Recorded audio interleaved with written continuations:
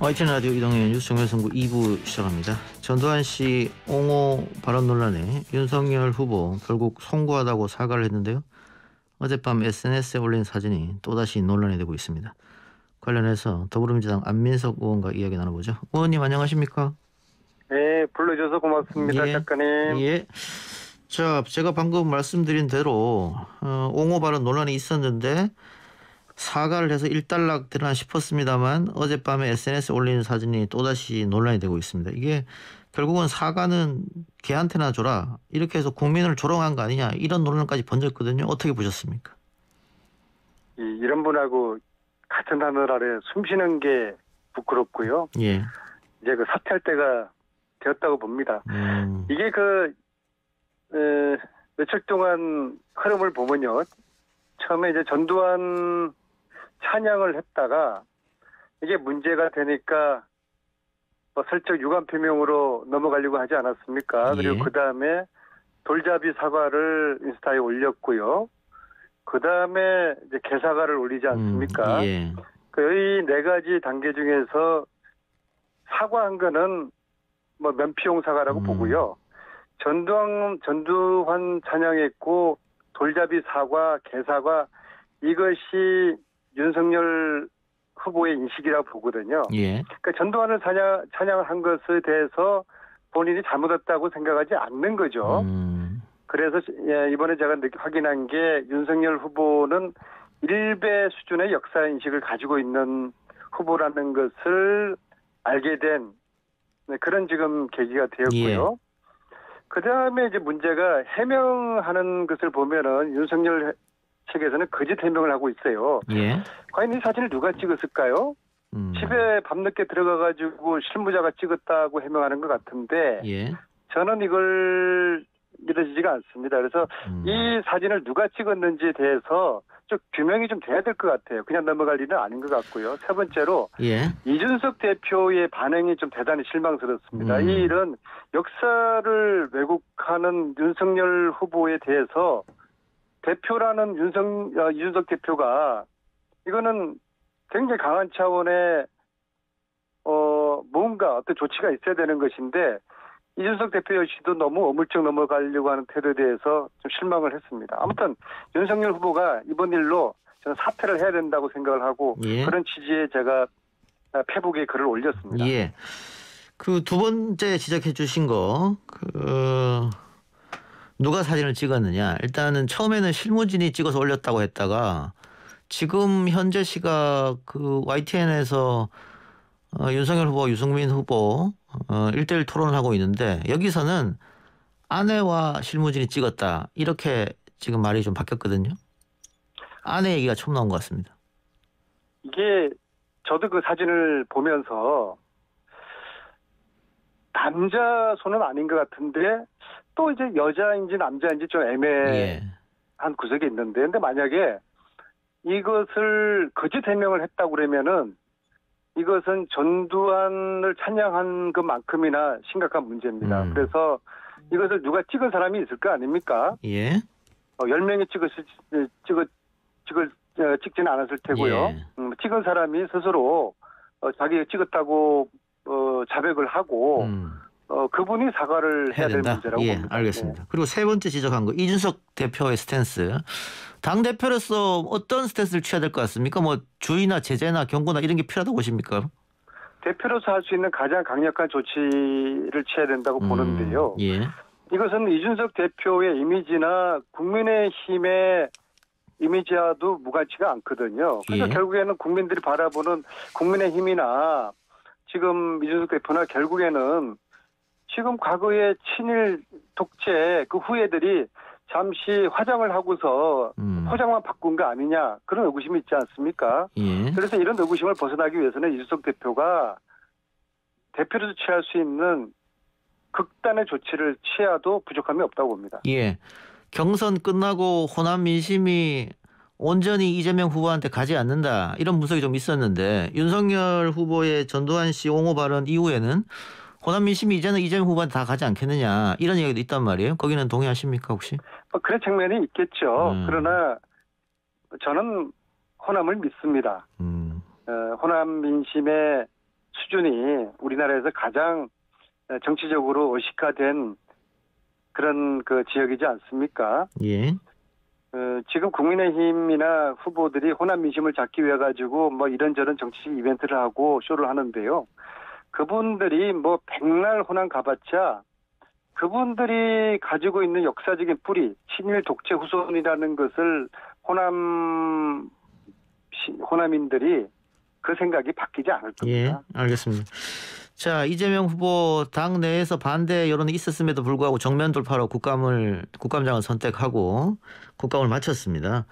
민주당 지지층, 민주당에서는 완승이라고 지금 표현하고 있는데, 다만 그 여론조사를 보면요, 물론 뭐 국감 전보다는 이재명 책임이 없다라는 대답이 조금 늘긴 했습니다만 여론이 여전히 아직 그 여론은 좋지 않거든요. 어떻게 보세요, 그 점은? 저는 너무 그 이재명 지사의 국감에 대한 평가를 너무 과하게 평가하는 것은 신중해야 된다고 보고요. 예. 예, 완성이라는 표현 과연 그럴까? 제가 볼 때는 전투에는 이긴 것 같습니다. 예. 이틀 동안의 국감을 통해서 이재명 시간이 되었지 않습니까? 예. 그래서 나름대로 지사로서 할 수 있는 답변을 충분히 할 수 있는 그런 계기가 되었고요. 그리고 국민들 일부도 이재명 지사에 대한 뭐 오해나 그릇된 왜곡된 시선에 대해서도 걷어낼 수 있는 기회가 됐을 거라고 보는데요. 그러나 과연 전쟁에서 이겼겠는가? 즉 이번 국감을 통해서 국민들이 대장동 의혹이 해소가 말끔히 되었을까? 그래서 대장동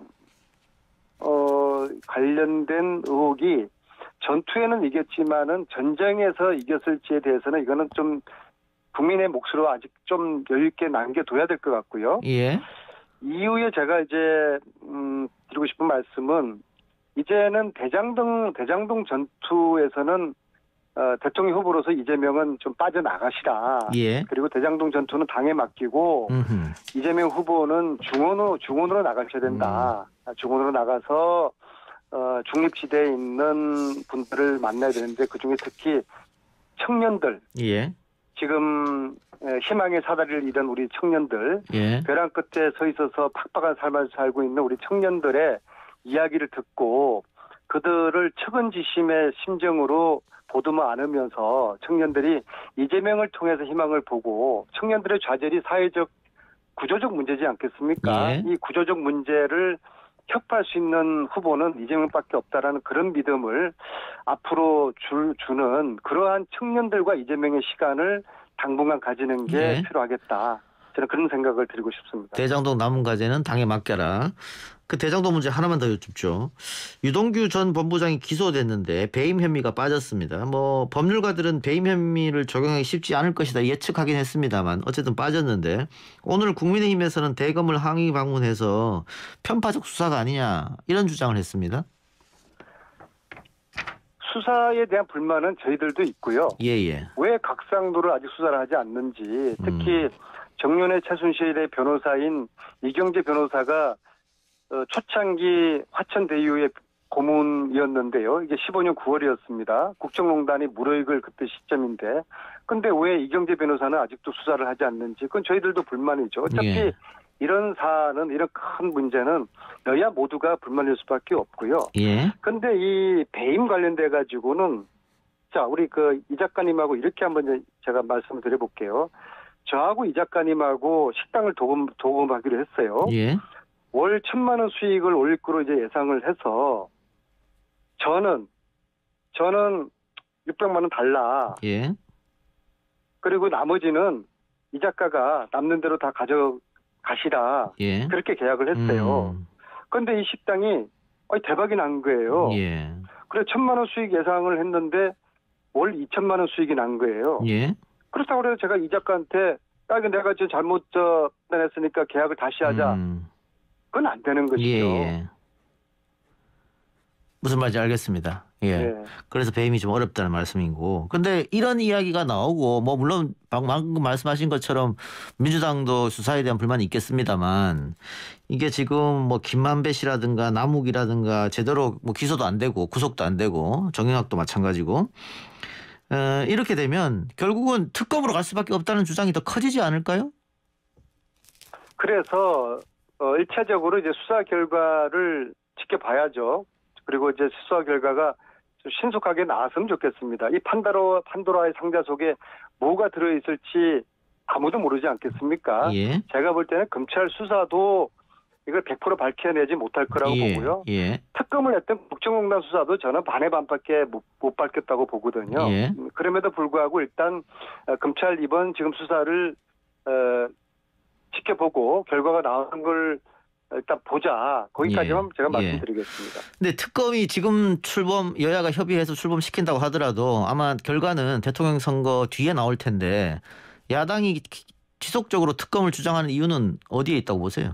기본적으로 야당은 대장동 프레임을 짰지 않습니까? 예. 그리고 대장동 프레임이 진실 여부도 중요하겠지만은 이 속에는 부동산 문제라는 국민들 정서적으로 굉장히 민감한 문제가 있기 때문에 예. 이것이 대장동이 결국에는 문재인 정부의 부동산 정책으로 이어지기 때문에 국힘 쪽 입장에서는 대장동 프레임으로 대통령 선거 앞으로 5개월 내내 이걸 가고 싶어 할 거예요. 예. 그러면서 계속 그 문재인 정부의 부동산 정책도 때리면서 정권 교체에 대한 국민들의 그 마음을 끌어모으려고 하겠죠. 예. 그게 이제 국힘의 전략이라고 보고요. 예. 이 전략은 기본적으로 윤석열의 고발 사주 이 문제를 덮기 위해 가지고 대장동 이 카드를 꺼낸 거라고 저는 보거든요. 만약에 대장동 카드를 안 꺼냈으면은 윤석열 후보는